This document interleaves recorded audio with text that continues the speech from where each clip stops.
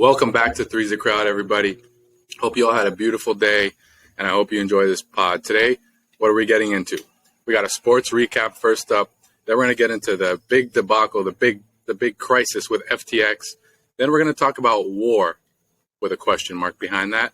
And then Ray's going to wrap it up with a hot take for us all. So without further ado, let's get into it. Go ahead, Ray. Hey, if you guys are listening on YouTube, make sure you follow, like, subscribe, do all that fun stuff. Leave a comment. If you're on Spotify, make sure you're following us on the Spotify as well. Just keep updated. I want to point out that someone lit his face on fire as he was lighting that cigar. Dude, I was about to say, did anybody see that flamethrower? It was terrible, dude. The flame was so high. My Dude, God. I just filled this thing with butane, and I guess I put a little too much juice in there, and I have to light a little more, so bear with me. I also would like to point out that beautiful intro that you watched. Yes, Nick made the music for that. And those pictures are actually all real. Shout out to GarageBand, and yes, those pictures are all 100% real. Yeah, they're all real. I particularly remember when we served on the Supreme Court together. Dude, that was amazing. That was a good time. Yeah, and also when we were when we were JFK's security, Secret Service, that was a tough day for all of us. But that was a tough I'm gonna day. make a bold statement here. You guys are listening to three of the most accomplished individuals in U.S. history. Yeah. Look at the pictures. Absolutely, yeah. The facts are there. We've never missed one thing. Yeah, from the Constitutional Convention to crossing the Delaware with George Washington, we were there, man. The OJ trial. Shout out to Neutrogena. We haven't aged a bit. That picture that you see at the end there is actually our class photo, our senior year of high school. And the three of us sat next to each other, and we were making an underbite for some reason. I can't remember why we were doing an underbite, but we were, and I think it calls for a great picture. It really does. I think that's going to be our new logo. I think we're going to transform that into the new pod logo. We meant nothing offensive by the underbite. Just want to throw that out. No, nothing. It's just some people have an underbite. Nico has your brother has an underbite. No, he has an overbite. No, he has one of the other. I don't know. Shout out Nico. Overbite, underbite, hammer toe, got it all. Doesn't matter. I'll tell you about it. No. Hold on. Before your sister gets a shout out, I got to tell you guys about underbites. Janet Jackson's dress had a real underbite when we were performing that night. And I was the only one in history to be on the stage while that happened on live television. And actually, it was from that performance. Exactly. It was from that performance that they made live TV not live anymore, right? It was, I believe it was a 14-second delay that was mandated after Janet Jackson's nip slip with me performing on the stage. Yeah. You know what? You live and you learn, man. You live and you learn. You live and you learn. All right. Let's get into the sports. Let's get into it. The sports. This weekend, I actually didn't watch much football solely because I was studying for the MPRE. Yeah, I was studying for the MPRE, Multi-State Professional Responsibility Exam, which is short for miles per hour. Yeah, something like that. You have to take that exam before you sit for the bar exam, before you can become a bar attorney. So I took that this past Monday, and we'll see. Hopefully it went pretty well. We'll get a little bit into study habits after the sports recap. Yeah, man, sports recap. I watched the Finns game. Absolutely dominant performance. Dominant, man. Another episode with the Finns up. Oh, you got me doing it now. You got me doing it now. Tyreek. Oh my goodness, dude, it was nuts. Jeff Wilson Jr. Awesome. Tyreek Jeff Wilson Jr. Fantasy. Let's go. I think Jeff Wilson is the clear number one running back in Miami now, right? I mean, he runs. And they both look great, though. Yeah, I mean, but he runs the ball with such. He runs the ball with such like downhill aggression, dude. Like he is going hard every time he touches the ball. He has great hands. Like next to what was this guy's name? Oh my, I can't even. Edward, the guy that we sent to the Broncos. Chase Edmonds. Oh my God, Chase Edmonds had brick for hands. Bricks. Dude.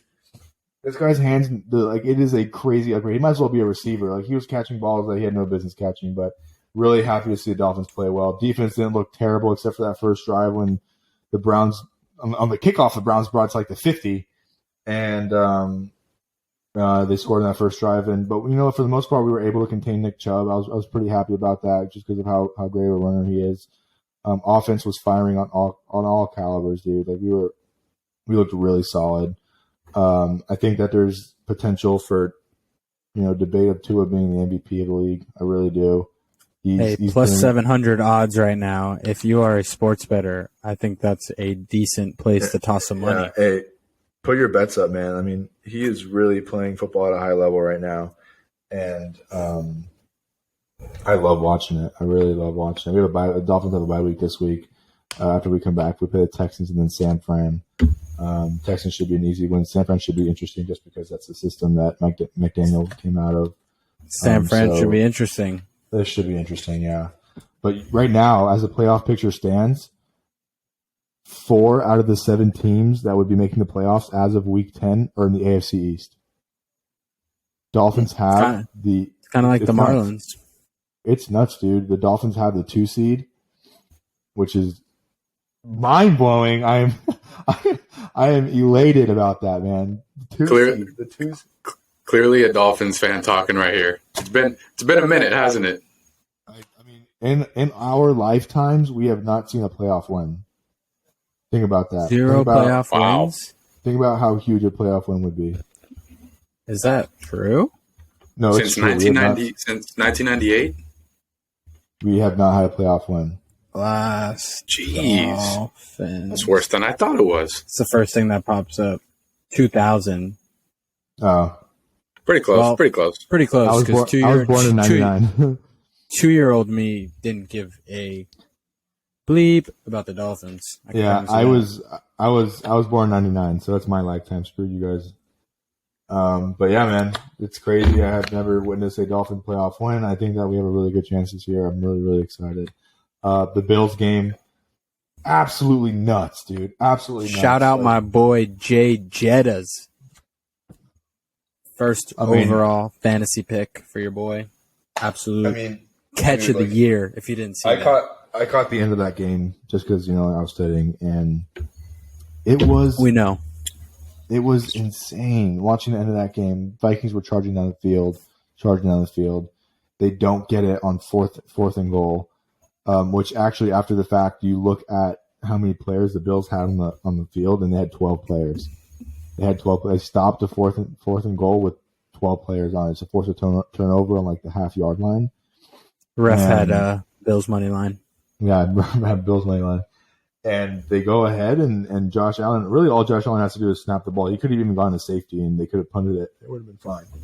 But, man. The reason they didn't do the safety, at least from what they were saying, was it made it a 3-point game.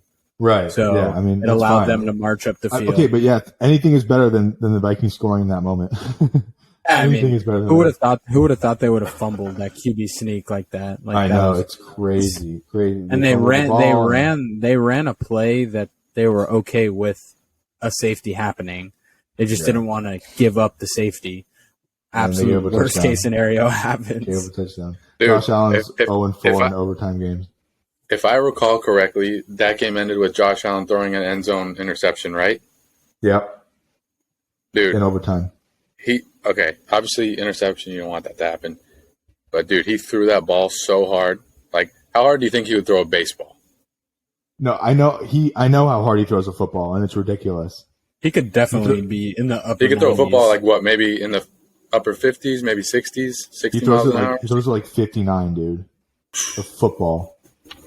It's an absolute missile. He'd throw a baseball. Dude, He's 0-4 to start his career in overtime. Yeah, 0-4 in overtime. It's I like that stat just because when we go over there at Buffalo, I'm expecting a competitive game, and I'd like to be in overtime. And if we don't have to go overtime, obviously that's great. But I think overtime games are really exciting and thrilling. And if we be in overtime, I'll try to do a backflip. I'll try.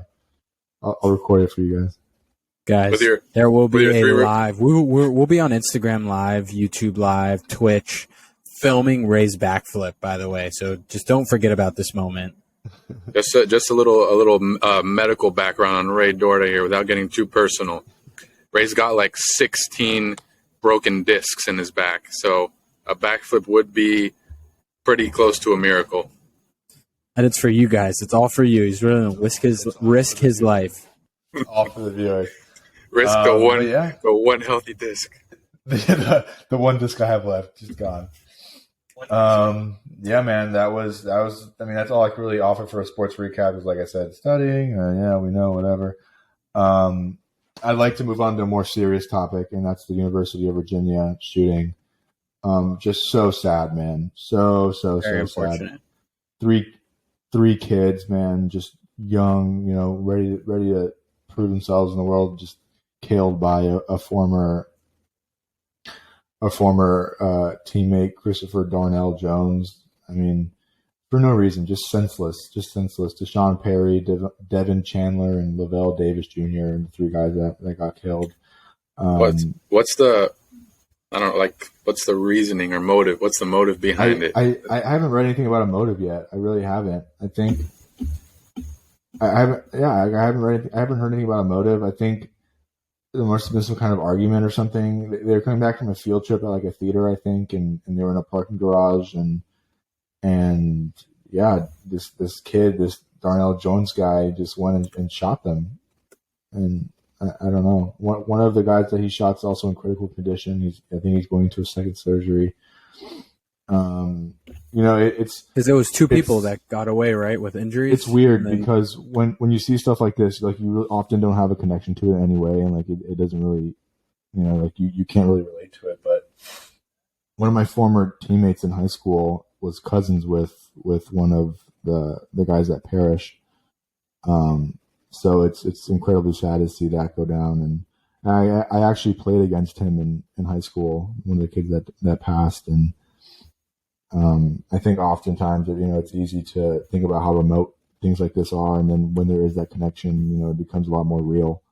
And you're like, wow, like I can't believe someone basically my age just died. And you think about everything that they're not going to be able to experience. And it's incredibly sad. I mean, I feel terrible for my former teammate. Prayers out to him. Yeah, man. Sports. I think playing sports, you come across a lot of people that you forget about. You know what I mean? And then something like this happens, and it just brings you back. It's crazy. It's really nuts. So, a lot has changed in the last 10, 20, 50, 100 years. But it seems like when, at least in our lifetimes, and probably even our parents' lifetimes, when they were younger and when we were younger, you wouldn't hear about pretty like crazy things like this on the news as frequently as you do now. Now, my question to you guys is, and my question to the viewer, do you think it's that the news is trying to monetize every story they can and try to just cover as much as possible? And since technology has grown, they have more ways of knowing what is happening everywhere? Or do you think that there might be some type of like maybe a rise in, like mental illnesses, or maybe just, I guess if you want to include like anger and, extreme rage as a mental illness, do you think there could be a rise in that? Or do you think it's just broader news coverage why we keep hearing about these crazy things? I think it's a combination of factors. I think number one, access to guns is it's never been like this before. I think that you could get a gun pretty much if you're at any given point. You could get a gun, whether it's legal or not. You could go and pick up a gun. I think you don't think there was the same access to guns 40, 50 years ago? I don't think that there was. I think if anything, the laws on being able to get a gun were more lenient back then because there was and I mean everywhere across the board there was less background checks. I don't think people were as obsessed with gun culture as they are now. You know what I mean? Like, I saw this video of these kids in Chicago, and they're in a high school basketball game. Bro, and these kids are 15, 16 years old, and every single one of them had a Glock on them, like a full Glock. Did you see that video, Nick? Like no, I haven't seen the video. It's insane. Like 20 round mags on them. Like, one of them had a duffel bag, just like with 20 guns in them. For no reason, bro. At a high school basketball game. Okay, but here we have to be clear here. We're talking about illegal access to guns with people like kids. I'm just talking about access to guns in general. In general, legal or illegal. Access to guns in general. Like, I think if you really want to go get a gun, you can, and like there's really nothing stopping you. I want to chime in. I want to chime in on Nick's thing, just because I think it is a combination of both the media having the resources and ability to cover more stories than they ever could. And I do think there's definitely a rise in mental illness overall. I think just the obsession we have with our phones and social media and idolizing a lot of these extremely unrealistic lifestyles and living situations has just caused people to be a lot more easily discouraged when it comes to just basic things like fitting in or being parts of certain groups. And I think I feel like almost people's fuses have gotten much shorter. People are snapping much easier and going to much more drastic ways to cope with that. And I think that's an issue that's coming and stemming from our obsession with our phones and social media and fitting in and being part of what you deem to be like cool or like what you like, kind of what you want to be. So I think it's a little bit of both, but at the end of the day, it's just an extremely unfortunate situation, and just hope that we see much less of this down the road, and we do whatever we need and whatever it takes to continue to help people like this person and to try and avoid these mass tragedies. I think also people have, like you said, like they have just like nowadays just a much shorter fuse. You know what I mean? Like they have a gun. There's a conflict. They're going to pull out and shoot someone. And I don't think it's been like that previously. I also think that people are just thinking more recklessly these days. Like, people just aren't thinking things out at all. You know what I mean? Like, there are certain situations. We have a friend that got a gun pulled on them recently for no reason. You know what I mean? Just because these people aren't thinking about the consequences of their actions at all. Like, this person that from Virginia killed 3 people. That's a triple homicide, dude. He shot 2 others. Like, a triple homicide. This man's going to face life in prison. I don't know if Virginia has a death penalty or not, but if they do, they're hell going to consider it. Dude, like, killing 3 people is such a big deal. And like, yeah, while the media covers stories like this, I think it's to emphasize how crazy it is that people are out here doing this. You know what I mean? I think when media picks up any kind of story about violence, I think it's to emphasize that, number one, there's a danger out there, to be aware of it. Like, this type of stuff is happening, and to show you that it's still happening, and to show you that, I don't know, people really just, it blows my mind how people just don't think things through. Like, people are just not meticulous thinkers, and they don't see the consequences to their actions. Like, if you're going to be a criminal, be a good criminal. You know what I mean? Don't be That's advice from Ray Dor, to be a good criminal. Like, I'm not a lawyer. I just want to say something on what Ray just said as well, that those double-edged sword of the media wanting to show it to you because it's important for you to be updated on what's going on. But it sucks that it has to have almost like a positive and negative effect. Not really positive is the right word for it, but like, obviously educating and showing people what's going on is important because you should be up to date. But I feel like you're also showing people that probably shouldn't hear about that story, that somebody did that, who might have been on the edge, and be like, all right, if he did it, I can do it too, which kind of sucks because there's no way around that. And I don't know. I'm not in the media industry. I don't know what ways that should be covered, but I think it's inevitable, and there's no way around that. That's the biggest problem, just copycats. You know what I mean? Like like someone that goes and shoots up a school, someone that was thinking about it and has access to a gun. Now they're like, oh, so-and-so did it. I could probably do it too. Like that's obviously the grossest part about media coverage like this is that it causes copycats and people that are on the edge. It's also gross that they're profiting off of it. They're profiting off of this 20-year-old, 19-year-old, 22-year-old that died. You know what I mean? And like they're just making money off it, and they don't feel bad. They're covering the news because that's what they get paid to do. It's not because they genuinely feel bad. You know, a sad fact. I feel like it's almost in a way, like it's kind of a weird way to think about it, but in a way, I think it's like peer pressure of some sort. And why I say that is, there's a kid, I don't want to go into details, but a kid that we knew, all three of us. I played sports with him since I was like 10 years old, and he was pretty much talking crap to someone else, kind of like threats back and forth with someone on social media, and he ended up getting killed by this person who he was kind of jabbing at back and forth on social media. And I think when you make it public in that way, where you have your followers that see it and their followers see it and people start talking about it back and forth, it's kind of like that peer pressure in a way where someone is more inclined to make a move and to do something. And like you said on this, that they're short-tempered and they have a short fuse and they're just ready to do something. And I think, that's the unfortunate part of social media, of other people kind of seeing what's going on between the lines, because then someone's more volatile and more like, I don't know, more willing to act quickly or act without thinking, like you said, Ray.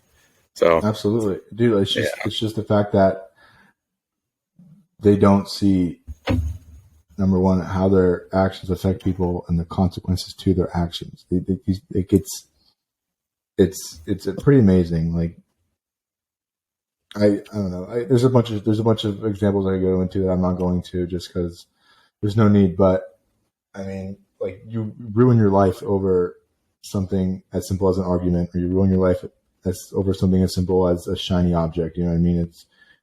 It's ridiculous. There's no. Yeah. I mean, and how does that end? It doesn't end. It just continues its cycle. Before we move on to the next topic, yeah. I was gonna do a nice little transition because I got something up here. Yeah. So pretty much we're moving on from what people consider blue collar crime to white collar crime for our next topic. All right. I love that. FTX. Yeah. Yeah, that's a great transition right there, eh? Set the platform. So the next topic in the tech/business side of the conversation is what, of course, I'm sure a bunch of you guys have heard, this FTX debacle, implosion, explosion, whatever you want to call it. For those of you that don't know, FTX was a crypto trading platform, one of the top 3 biggest ones at that. And it was run by somebody named Sam Bankman-Fried. Most people know him by SBF, who was a young billionaire living in the Bahamas who started the platform FTX. And FTX was not some gimmicky platform. It had billions of dollars in transactions, massive names attached to it, like Tom Brady, Giselle, Kevin O'Leary, the MLB, the NBA, Matt Damon, and there's, who was the other one? The Heat arena was named the FTX arena, Miami Heat. Yeah, exactly. Oh, and Larry David. Larry David was also, I absolutely love Larry David. Ray, mute your mic if you're going to, yeah. Shout out Curb. Shout out Larry David. Commercial actually ended up being absolutely hilarious because Larry was doubting FTX and it ended up blowing up in their face. But still, nonetheless, for those of you that don't know, FTX is in the process of filing for bankruptcy after being worth $32 billion as of last week. The situation kind of unraveled on Twitter, of course. And it was, so just the background story for it, the biggest crypto platform out right now is Binance, and that's ran by someone named CZ.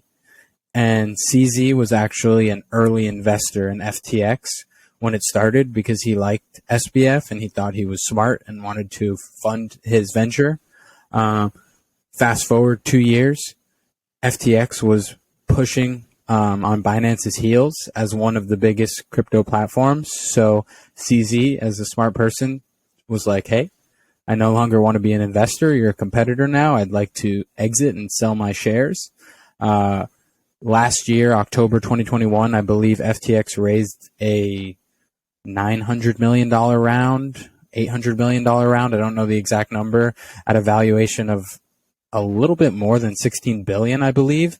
And that's when CZ used the opportunity to exit his shares. And he received a little bit north of $1 billion in FTT, which is FTX's native token that backs FTX. And then the other in USDC. I don't know if it's USDC or one of the other stable coins, the other billion or a little more than $1 billion. And all was fine. Binance moved on. FTX moved on. Fast forward to a few weeks ago, info came out that SBF, Sam Bankman-Fried from FTX, was lobbying behind the backs of other crypto exchanges, donating to a lot of governors, senators, and rubbing a bunch of people's backs, trying to push regulations that worked for them. News came out that this was happening, and of course, CZ was very upset, seeing as this was being done behind the industry's back, and according to people in the industry, the terms were not very favorable for the crypto community. It was very corporate, and that's not what crypto is really about. So CZ tweeted that he was going to liquidate his FTT shares, which were north of $400 million in FTT token, which is a lot of money for one token. People absolutely started panicking. I believe FTX had over $1 billion in liquidation of FTT in the next couple of hours after that tweet. The token tanked from about $22 down to $6 or $5, which is insane. And FTX had a venture firm called Alameda Capital or Alameda, I don't know how to pronounce it. It was SBF's venture firm, which was backing FTX. And they came out and tweeted, hey, Binance, please, we'll be happy to buy all of your FTT at $22. Just don't unload it. They did not have the funds to do that. And once CZ saw that, he liquidated, and the price of the token just absolutely tanked, like we were talking about, down to the mid 4s and high 3s. FTX was not 1-to-1 on this token like they claimed to be, so they did not have the cash to continue to pay out these liquidations.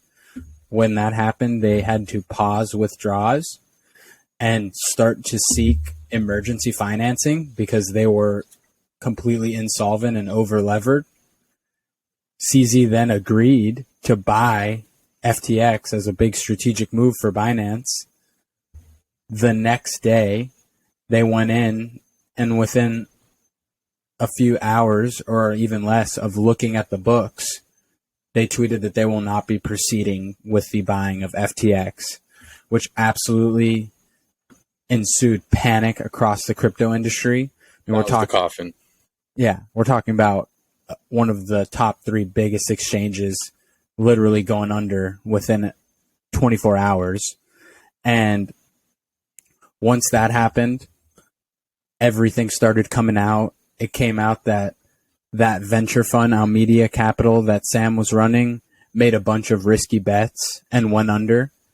And he used $10 billion of FTX investors' money, people that were just holding crypto in FTX. He leveraged their money to go give Alameda $10 billion to bail them out, which is commingling of funds and fraud. Once that came out, he immediately now is a wanted man. He has committed fraud, and the SEC and everybody is investigating his whole organization. Then it started coming out that where was all this money coming from? why was he making these crazy, huge purchases? He signed, I think I have it here. He started signing sports deals. He signed the MLB deal for the umpires is not priced, but it's north of $100 million. His deal with a esports TSM was $210 million. He signed a deal with the Miami Heat Stadium, which is local to us, $135 million. And people were starting to wonder where all this money was coming from. Then he committed $3 billion to Elon Musk to help him purchase Twitter. Elon Musk called JP Morgan and said, "Is this guy liquid?" And they said no, and he didn't accept the money. Then more people were starting to say, what the hell's going on? And now it's just a complete rat hole. The books were completely cooked. They were over leveraged on all of their investments. They're saying that they're saying that the capital and media capital was buying the coins and upselling it to members. And that's how they were turning all of this insane amounts of money. So there's a ton of stuff. And I thought something that was hilarious that I think should have been a red flag to people more was Chamath Palihapitiya, who knows how to pronounce that guy's last name, early Facebook guy, venture capital investor. He had a meeting with Sam Bankman-Fried about investing a few months ago, and he looked over and said, all right, this is a little fishy, but we'll send you some things that we need if we're interested in investing. And he said, you should form a board, very normal at every company. You should start to bring on other people and add more board seats. You should have some governance in these certain areas. Extremely basic things that you should have at $1 billion company.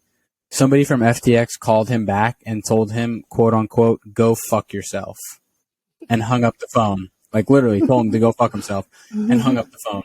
And now it's like, it's blown up in everybody's face. Sequoia, one of the biggest venture firms, just tweeted their letter to their LPs, their lending providers, the people with the big money, that they just marked down their $412 million investment in FTX to zero.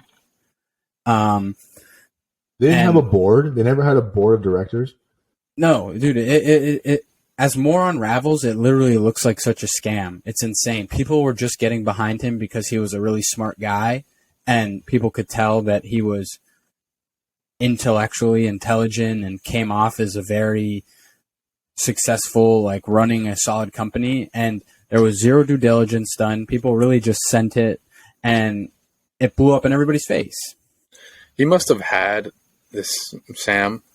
He must have had some pretty high power people at high levels to get him the right connections and push him where he needs to go for the company to grow like that. Because like you just mentioned, Chamath, he's a good businessman. He's a successful businessman. And there's a lot of successful businessmen that know how to do the proper due diligence, just like him.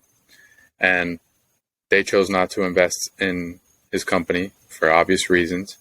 But there was a lot of things that slipped under the cracks. And to me, that was kind of the who you know, not what you know scenario that maybe he was able to, get some favors done for him. Because for a company with, and, I never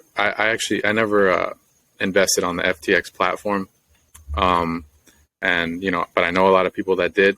And so for a company with this many holes in it to get to such a high level in such a short amount of time, it's a little fishy. So I think maybe, I think a lot is going to come out of this. And to add on to your point of the fraud and everything that he's accused of, that he committed, over $600 million was mysteriously liquidated from his platform. And he said it was a hacker. I don't know about that. I guarantee you he gets indicted. He's going to get indicted on wire fraud, and he's going to go to federal prison. He's done. He's going to jail. And something else that I want to throw out is he was in the top 0.1% of Democratic donators. And when you look through, he might have been, I think he donated north of $60 million by himself to the Democratic Party in the last 12 months. And that stems and goes back to the lobbying he was trying to do behind everybody's back. He was doing a bunch of crazy things in California. He's not a California resident. And like, again, I heard this listening to the All In podcast, which is where I heard about Chamath's interview with him. He was lobbying in California to significantly raise the upper 0.1% of California's tax bracket and to make them pay more taxes. And he doesn't live in California, but that's what the government and the people in California want to do. And people were like, dude, who is this guy? Like, why is he bothering us? Like, why is he doing this? And it's because he was trying to stroke checks and scratch necks and get some love from senators and things like that, because he was trying to do all this shady shit behind closed doors. And I heard something insane, which I need to do more research on, but they were even saying that there was some insane like wash cycle of money to the government from him, government money to Ukraine, money back to him, when they were raising all of this crypto and all of these funds for Ukraine early on. Don't quote me on that. It's just loose articles that I've seen like titles for. But if that's true too, bro, that's insane. That's something like that is going on. So I definitely encourage you guys to educate yourself some more too. Read into this. This is crazy. This is going to be one of the biggest bankruptcies in world history. I mean, this is billions of dollars that will be lost and not returned. This is Enron, which is the big company that they also, the biggest similarity was that they both had a stadium named after them. So this is Enron Junior, but really this is bigger than Enron because their market cap was much more. This is Enron, dude. Yes, yeah, yeah. Theranos. But this is a repeat of that, and you know about Theranos something else? Yeah, dude, it's hilarious. Isn't that company? That was that company that was just lying about all the research they were doing, right? Just completely lied. Like they're yes, dude. Again, back to a Chamath situation where I was listening. They called him and said, "Hey, do you want to invest? Tons of people are investing in us." And he said, I mean, let me look into the company like a good investor should do. And then out of the blue, he was at a party or he got a phone call from a friend. I forget which one it was.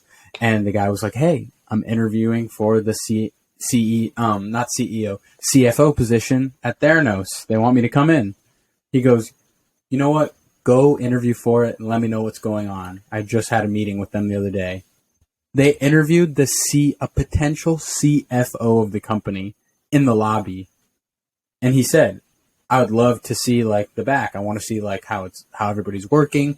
I want to see what's going on." And they were like, no, it's good. Yeah. And Chamath was like, "All right, that's not an option." And then look what happens to it. It's just insane. Like some people, there's so much money going around, so much just cash being tossed left and right that sometimes people don't give a shit. And like this Sequoia fund, they wrote down this $412 million loss. And it's like, oh my God, they're such idiots. They're not doing due diligence. And that's because they're making so much effing money that it doesn't matter. That they literally wrote in the letter, "Hey, we lost $412 million. We're really sorry, but don't worry. This fund has returned $8 billion in profits in the last 7 years. So we're good." I think in a sense they need to say that because they should feel silly. They should feel embarrassed for not doing their due diligence and just kind of getting in on the hype train. And I was going to say one more indicator that, things are really bad, which is not educational at all, not well-informed way of knowing, but it's a modern day way of knowing. The memes going around about FTX are hilarious. There's a meme that I saw today that said something like 660 million is gone, and the most tracked flight from America is the flight that Sam is getting on to Argentina. No extradition in Argentina. Dude, yeah, they're saying because his whole legal team quit last week. A bunch of the people that were part of the higher up people on that team are all leaving the country to places with no extradition. It's going to be an absolute implosion. And like, we haven't even scratched the surface on the amount of exposure people have to this. Because again, when it's something of this mass scale, we're talking billions and billions of dollars. There's a lot of really big people involved that we haven't even heard yet. And we might not hear because that's kind of how it goes, but we'll get some bait tossed out. We're going to hear some people whose shit's exploded, because at the end of the day, when we're talking about that much money, there's not that many people to talk about. There's not that many people with that much money. So there's going to be some names that get thrown around, and we're going to start to hear some crazy stuff. And we're going to do our part. You guys do your part too. Do your own research. Look it up. Stay in tune with the story, because when it's something of this mass scale, we don't know if stuff's going to start to not come out, or they're going to start to remove stuff, because again, we don't know who's involved in all this. We don't know how high up this issue really goes. And it's not like, oh, it wouldn't be people that high up, like something like this would happen. Like, they wouldn't have let this happen. This was an absolute worst case scenario. They never had Binance liquidating their whole position on Twitter to their millions of followers in the playbook. That was never an option. That was not going to happen. And they got caught with their hands down their pants. There's no other way to think about it. They were out there playing with the money because they didn't think they were going to need it, and they needed it, and it was not there. Guys, leave in the comments if you think Nancy Pelosi was involved. Thank you. I saw a tweet that what's this guy's name? Sam is his name? Yeah. Sam Bankman-Fried, SBF. I heard that he was like a free. This may be completely false. I don't know, but I thought it was so funny. I saw that he was like frequently using meth and like engaging in orgies with people that were smoking meth together. I don't know. I have not heard that, but that is. That'd be incredible. Like that would. I saw a tweet that was like, this man was smoking meth and having orgies, and y'all knew about it and didn't see a red flag. That's insane. There's also because he has a Discord, and like FTX has like a Discord community, I believe, or people have him on Discord in some communities, and he's been playing League of Legends all weekend. Like, it shows that he's active, just playing video games all day. Like, and he has like no assets. Like, he has this $40 million Bahamas penthouse that him and the team were living in. But he may have a little 600 and something million in assets as well from the hack. So you never know. Yeah, that's a good point. You never know, but whatever.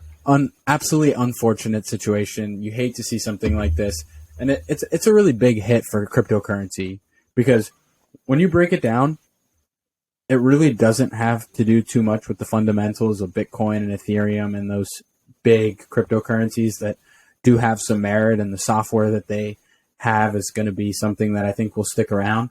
But SBF is getting painted with the same paintbrush as those guys at the moment, and they're taking the hit for one guy just being a not good person and using all of these loopholes. So really unfortunate for all the people in crypto that have just been getting hammered by all this. And I do see light at the end of the tunnel for certain coins that have the stability and that have the software and merit that are going to continue to push forward. But I think the winter is here, and it's still going to get colder because we haven't, again, like I said, scratched the surface on this story. And I do not doubt that we will see some household names go to zero that we don't know yet. We definitely know of them, but I think it's going to be interesting. So it's definitely an insane story. Hate to see something like this happen. People losing tons of money. But Kevin O'Leary, sadly, who was a FTX spokesperson and actually had an interview like 3 weeks ago where he said if there was any place that he knows he could be safe, it would be in FTX. Wow, did that backfire on him? But he said, he made one statement early on about a year ago, and he said, we know when we're at the bottom of the recession when we see a household name go to zero. And I don't know if that just happened and we just watched it, but I think it's definitely something to know. You know, the last thing I want to add is that I think this could be good long term for the crypto community because it shows that the crypto community as a whole has a pretty good sense of keeping people accountable. Like FTX went from, like you said, close to almost 40 billion in market cap to zero in the blink of an eye. So if you fuck up, you're going to pay. And that's I think that's the message that the crypto community delivered with FTX just imploding. So things need to be done, accordingly for crypto to work. And I think in a way that's a good thing because that means that there's order within the crypto market and crypto community. So, I think this is a bullish long-term sign, and I think crypto's going to be here to stay. Obviously, this is a very ugly time, but I think we'll see good things going forward.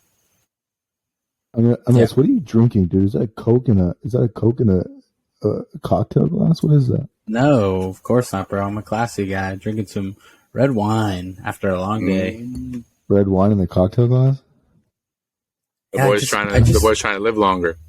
Yeah, I just felt like the other glasses, I feel like I would look like a snob, like if I had some fancy wine glass and I was over here sipping like who the hell am I? Yeah, who the hell am I? So I was trying to be low key, but you just fucking pulled the covers off. Bro, he doesn't have any more wine glasses, Ray. He threw them at the wall when he lost all of his investment in FTX. Yeah, everything. Guys, everything's gone. I had millions in FTX, so that boat. If I can get through it, you can get through it. My house is up for sale. Behind you, that boat behind you is about to get repossessed tomorrow morning. Yeah, for sale. Yeah.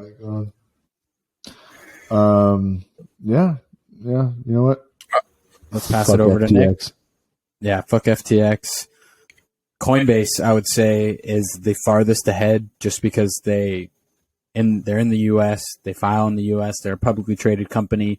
Their books get audited by a Big Four accounting agency. So if you want to be safe, I would say Coinbase. They have a board of directors. Yeah, they're an actual company. So if you want to get into crypto, if you never were into crypto, or you want to get back into crypto now that you realize you have to be pretty picky on where you put your money, I would say Coinbase is going to be your safest bet going forward. All right, well, I want to take us away, Nick, to the war world. I'm going to take us even deeper into the darkness. We went from blue-collar crime to white-collar crime to war, maybe. World crime. Simplicity, allowed crime that's allowed. So it was today, right? Today's when it happened. Today what is it today? The 15th of November, 16th, or just turned the 16th. 15th, yeah. It just turned the 16th. It's past midnight here, but it's 12 o'clock at night. We're out here grinding. All right, grinding. On the 15th of November, 2 Polish people were killed by a bomb that detonated. That was a Russian-made bomb. And you know how the news works. Allegedly. There's been a few things. It's been a missile. It's been a bomb. It's been scrap metal from a shot down plane. 2 people died in Poland. It's alleged due to the war. What I was reading from all these articles on Google, which could, you know how it goes. It could change tomorrow, but they're saying that there was some sort of explosion that occurred, and the device that exploded, they're saying, was confirmed Russian made. They're not confirming or denying whether it was an attack from Russia, but they're confirming that it was Russian made.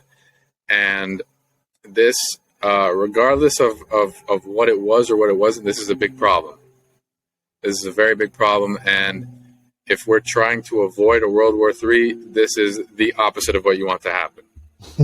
So we're going to tougher waters here, and I want to see what do you guys think? What do you guys think will come of this situation? I know we've barely heard anything at this point, but I want to see what you guys think. So let me just give some background here. I am a political scientist according to the Florida National University. Thank you very much. Yeah, that's right. Big science guy. Big political science guy. Yeah. Most useless degree, but you know what? Now in this conversation, it has some merit. No, but NATO, North Atlantic Treaty Organization, is, it's like the main protective pretty much against war, I think, solely because Article 5 of NATO, which is collective self-defense, it basically says that any member of NATO, if you attack them, you're essentially attacking every member of NATO. So while that has good and bad effects, the good is obviously a deterrent from anyone fucking with anyone that's in NATO. The bad is that there needs to be some kind of response. You know what I mean? And I just saw a couple articles saying that, Joe Biden recently said it wasn't Russian. I mean, even if it was, I don't think he would say it solely because he knows the implications of Article 5 of NATO and what would have to be done if it was. But the Polish definitely seem to think that it was from Russia. The U.S. has maintained that it's not Russian. But I think that if it is confirmed Russian, I think that there is going to be a serious fucking problem. I think it's going to be a serious problem. I don't want to say that there's going to be a World War III just because, I mean, I can't see there being another war that wouldn't completely destroy the economy and infrastructure and just living of every country on the European front. But I don't know, man. I think that there's this concept called nuclear deterrence in the sense that there hasn't been another nuke dropped solely because everyone knows that if you drop another nuke, it's going to cause an outright nuclear war. And people, nuking up is enough deterrence not to do anything crazy. You know what I mean? So, like, for example, Germany I don't think Germany can actually have nukes. That's a bad example. France, for example, getting access to nukes is enough deterrence for a different country not to fuck with France. You know what I mean? That's the concept of nuclear deterrence, and it's stood pretty strong since Hiroshima. And I mean, there was a clear example that nuclear wars would be detrimental to the entire world. I mean, there won't be a world after nuclear war, right? So I like to think that praying. So, not to cut you off, but I could tell you here from what the news is saying, which again could be true, could be false, whatever. What they're saying is that it's confirmed that this they're calling it a missile. They're calling it a missile. This missile was Russian made. They're confirming that. They're not confirming whether it was fired from Russia or not. So, right. So, I mean, I would say Russian made doesn't mean it is Russian, though. You know what I mean? That's right. It doesn't. But the fact that it's Russian made, we're halfway there. At least you could say we're halfway there. I mean, it could have been Russian made in the sense that, they could have sold it to another country. It could have been Ukraine that had access to it. That missile misfired, went to the border. It being Russian made, I don't think is a problem. The fact that if it was sent from Russia, that is a different issue, and that is a major problem that I think would invoke Article 5 of NATO, which would invoke a World War III, right?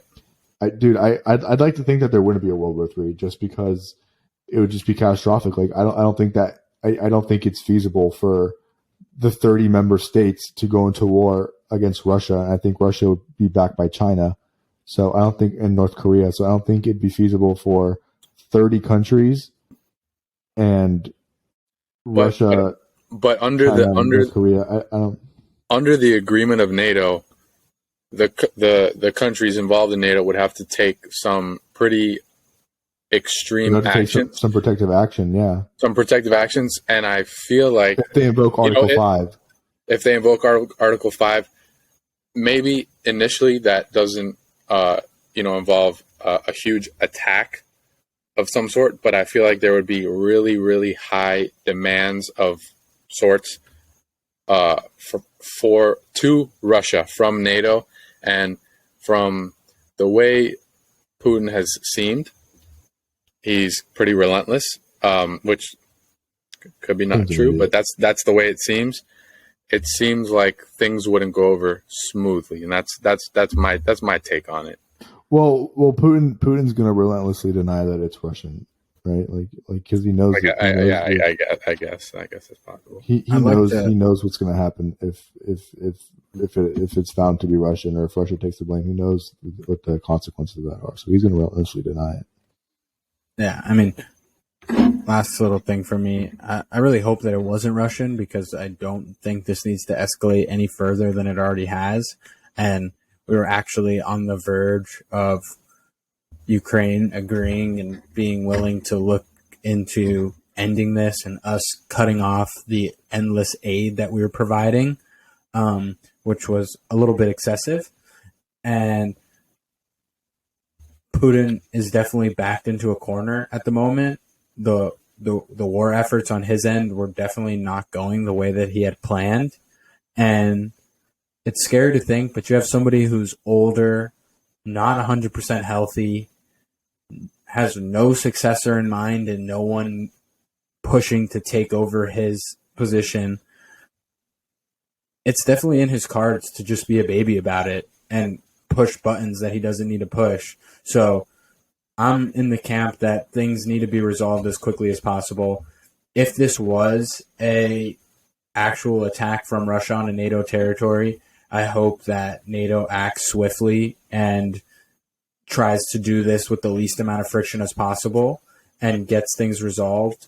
But I think that things definitely need to change, and it was a big mistake on Russia's end if they did do this, because they just brought unwarranted issues to their court without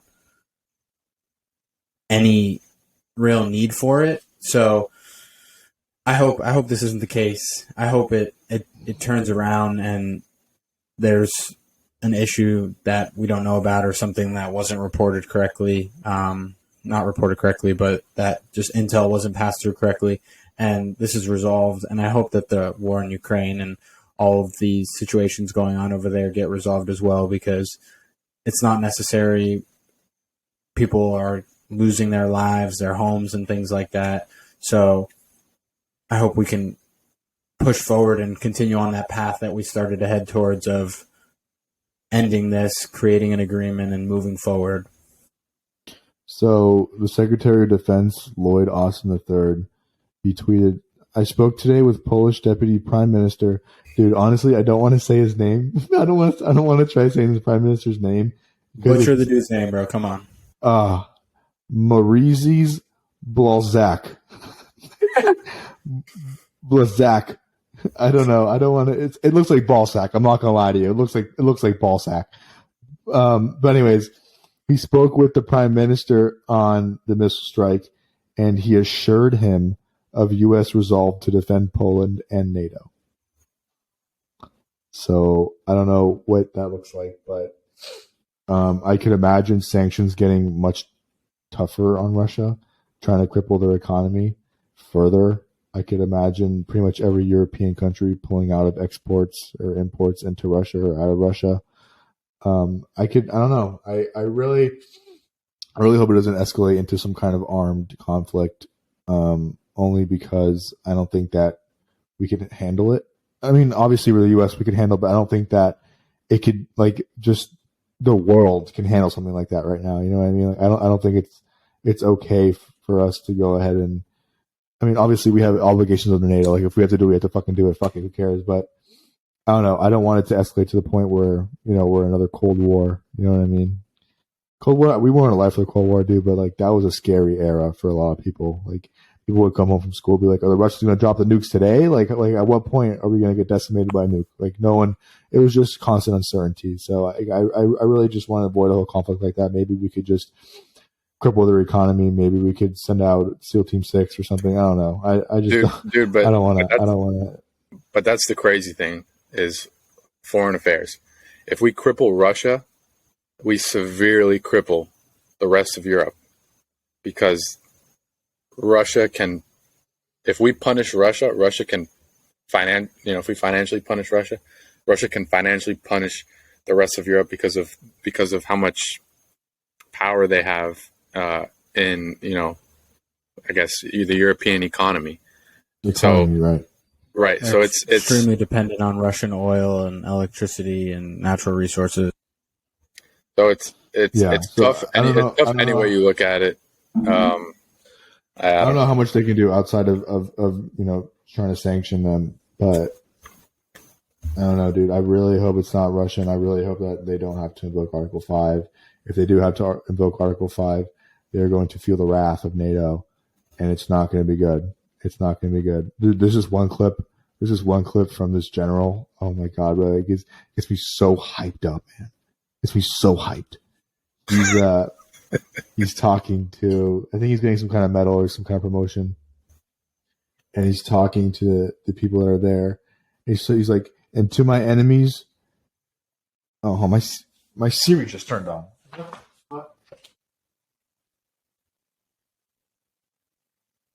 Dude. They're listening to you, bro. My Siri just turned on. Yeah, it gets me so hyped, dude. So he's talking, and to my enemies, you don't want war with the United States. But if war is what you seek, there's one thing I can promise you, so help me God. Someone else will raise your sons and daughters. Bro, it is such a hard video. It is such a hard video. I love that video. That's an intense man. That's a great way to end the topic and transition over. And then a bald eagle foot. Yeah. All right, Ray, round us off with your hot take here. We're at about an hour. Yeah. Send us home. I got the hot take. Oh, hold on. We move. Iran, Russia, China, North Korea, ISIS, Al-Qaeda. They may be watching this right now. Our military should not be mistaken for a cable news gabfest show. We don't care what you look like. We don't care who you voted for, who you worship, what you worship, who you love. It doesn't matter if your dad left you millions when he died or if you knew who your father was. We have been honed into a machine of lethal moving parts that you would be wise to avoid if you know what's good for you. We will not be intimidated. We will not back down. We've seen war. We don't want war. But if you want war with the United States of America, there's one thing I could promise you, so help me God. Someone else will raise your sons and daughters. Woo! Oh my god, dude. I could run through a big wall right now. Oh my USA, USA, USA. Oh my god, dude. That guy's gotta be that guy's gotta be a beast in the interrogation room. What a video. What a video. Oh my god. Oh, Ray's gone. Yeah, that's a battle hardened man right there. Those are words. Those are words that come from a battle hardened man right there. That's what I'm talking about. America. My blood pressure has to be like skyrocketing right now. My heart's beating real fast. Oh, anyways, hot take time. Send us home.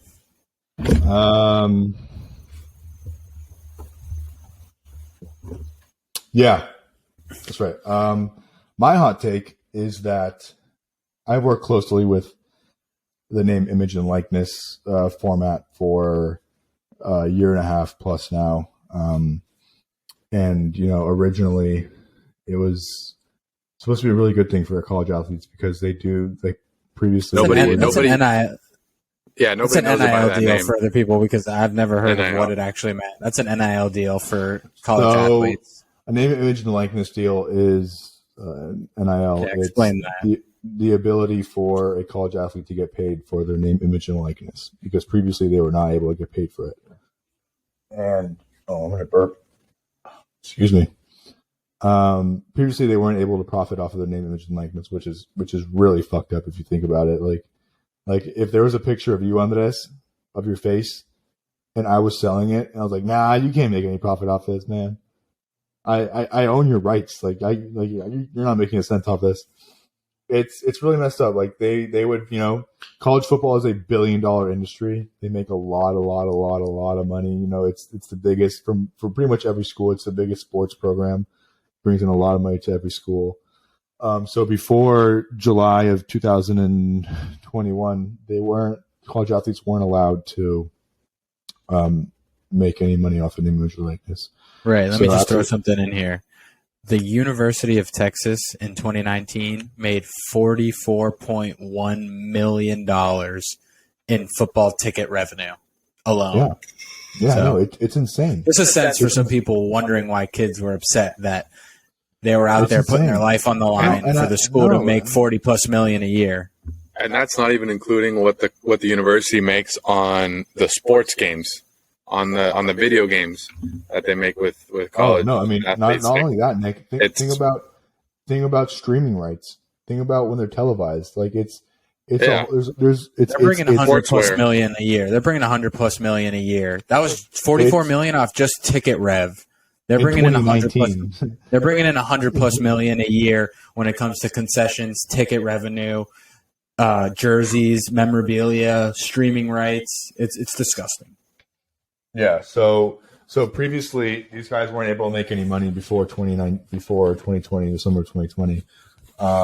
And it was really supposed to be a positive thing. Like these guys were supposed to finally have some kind of ability to, get paid for what they do with the kind of profit that they bring in. And after working closely with NIL for over a year and a half, I can tell you that's not the case. It's just not. It's turned into a whole system. It's really, I think it's really taking down the whole integrity of the game is what it's really done. The idea behind NIL was going to be commercials, T-shirts, jerseys, stuff like that. You know what I mean? And really what it's turned into now has just been boosters, collectives coming together, putting in mass funds, and pretty much just paying to play, recruiting. So my hot take is that NIL is not good for the college football the current way that it is. It needs to be regulated. It needs to be fixed. But right now, these kids in college, even high school, are making $90,000 a year off of boosters. Like not even off of commercials. You know what I mean? Like the way it was, like I said, the way it was envisioned was commercials, T-shirts, jerseys, autographs, stuff like that. I'm gonna cut in and I'm gonna rip off some statistics here about NIL. Yeah. So the top NIL it's a $1 billion industry already. Okay. Says who? Is that what it says? I mean, I just don't see how it could add up to that. But I'm going to read some statistics. The top NIL earner in history is Alabama Crimson Tide quarterback Bryce Young. He earned $3.2 million from his NIL deals. So he's top. He's number one. Now, there's a bunch of Division I players, and this is not, NIL doesn't just apply to football. It's all sports. It's all sports. Yeah. Right. And so there's a bunch of Division I players that, I mean, football is probably where the money is, right? But there's other sports where there's players that earn nothing, that don't get approached. But what it's saying here is that the average amount of money that a college athlete can earn from an NIL deal over his or her career in college is $1,000 to $10,000. That's what they're saying the average is. Completely false. Right. Because is that encompassing all sports? Is that the average amongst all sports? Broadly speaking, college athletes. That's what they're saying. And yes. The other sports are heavily weighing that down.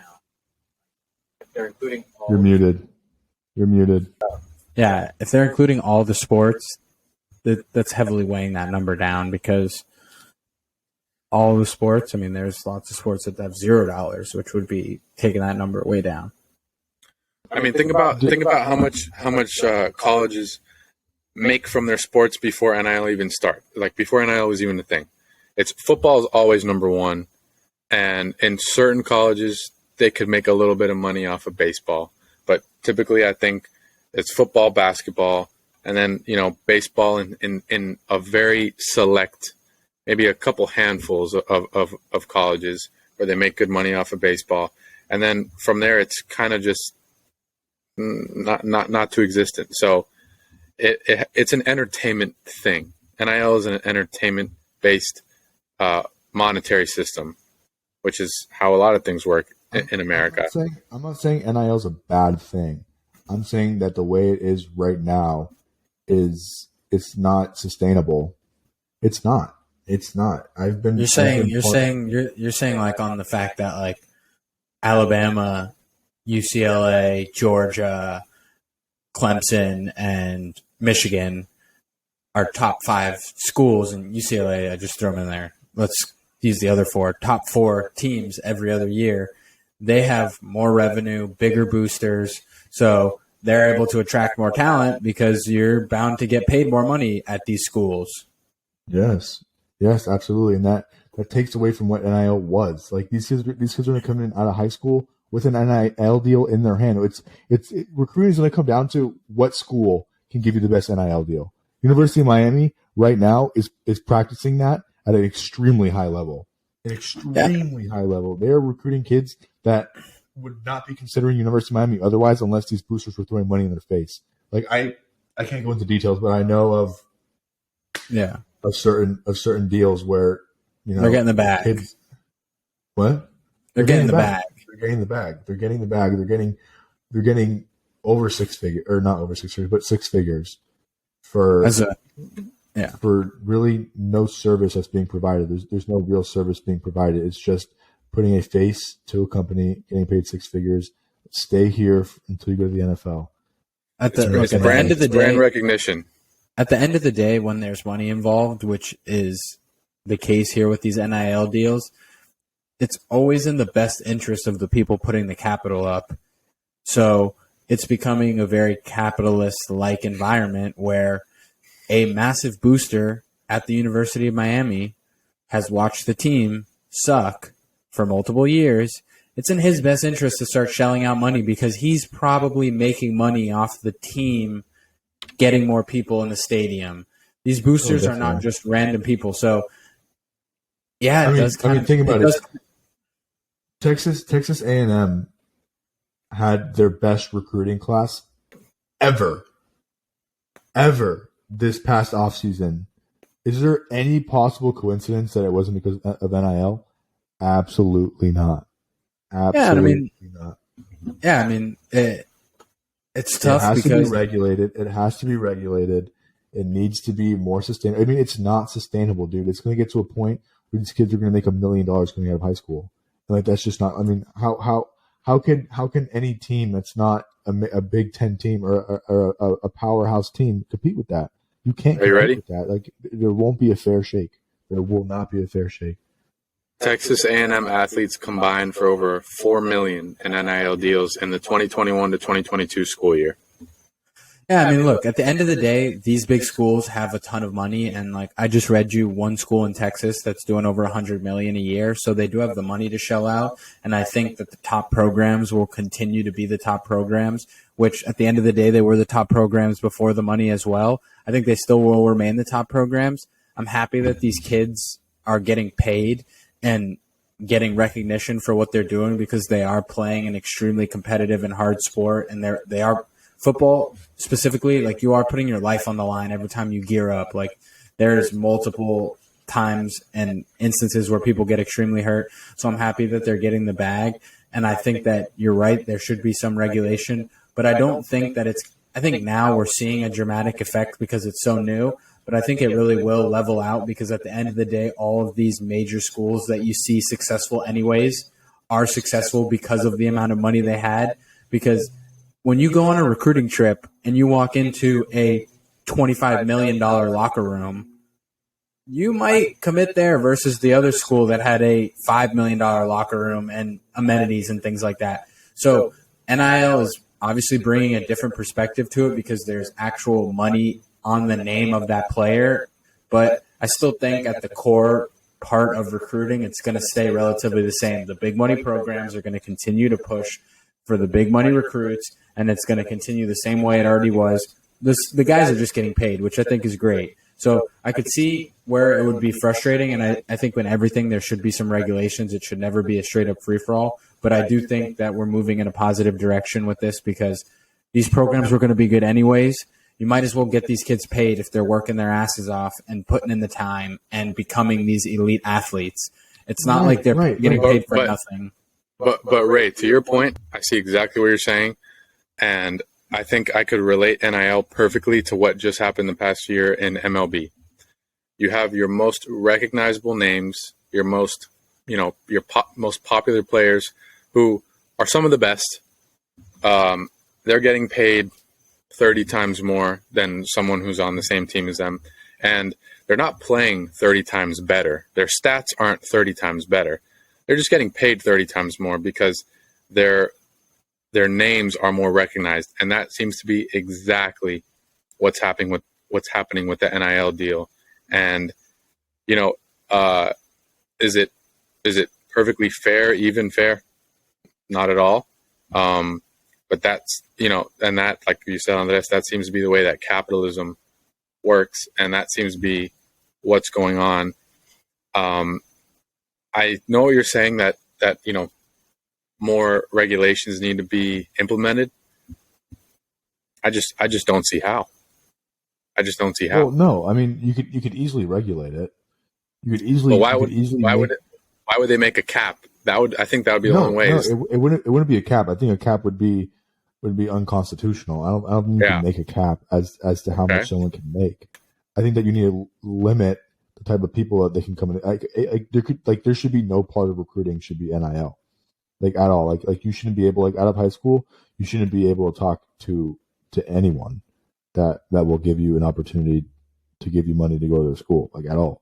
You shouldn't be able to talk to a booster until after you commit, which is obviously really hard to enforce. But I think every school needs to have an NIL, some kind of NIL enforcement person at that school, each division. But that won't change much.